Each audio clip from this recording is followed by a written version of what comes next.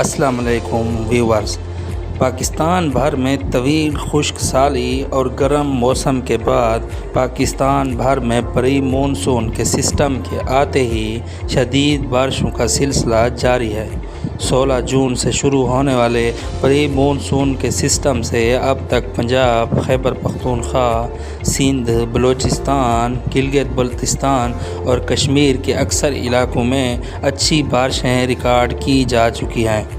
آنے والے دنوں میں 20 جون سے 23 جون، 1 جولائی سے 5 جولائی، 8 جولائی سے 13 جولائی یعنی کہ عید الاضحیٰ کے دنوں میں اور جولائی کے تیسرے ہفتے تک اچھی بارشیں متوقع ہیں۔